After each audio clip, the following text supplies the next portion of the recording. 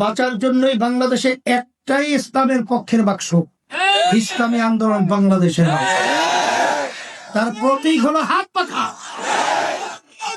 কারণ আমরা বহুত নির্বাচনে বহুত লোকদের বিভিন্ন আমরা উন্নয়নের ফুল ঝুরি শুনেছি, আর নতুন ভাবে শুনে আমরা আর ধোকায় পড়ে আমাদের দেশকে ধ্বংস করতে পারি না। এই দেশটা একবার দুইবার নয়, তাম দুনিয়ার মধ্যে চোরের দিক থেকে এরা 5 বার দুর্নীতিতে ফার্স্ট বানিয়েছে। আমরা এদের পরিচালনায় পেয়েছি হাজার হাজার মায়ের কোলগুলো সন্তান হারা হয়ে গেছে। রাস্তায় নামার পরে মানুষ গুম হয়ে যেত, ঘরে গেলে খুন হয়ে যেত। আমাদের দেশের টাকাগুলো বিদেশে পাচার করে বেগম পাড়া তৈরি করেছে। এগুলা কি দুর্নীতি না ভালো কাজ? এখন এই দুর্নীতিকে দূর করার কাজই হলো গাজীপুরের মানুষের গাজী। কথা ঠিক না? আপনারা জানেন এই বাংলাদেশের মধ্যে 5ই আগস্ট 2024 গণ অভ্যুত্থানের পরে দেশ গড়া একটা সুন্দর সুযোগ এসেছে।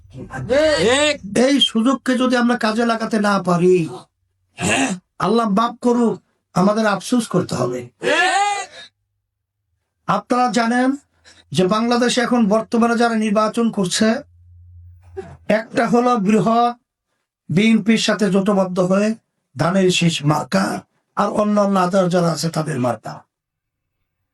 আর একটা দল রয়েছে উল্লেখযোগ্য জামাতের নেতৃত্বে যে জোট হয়েছে।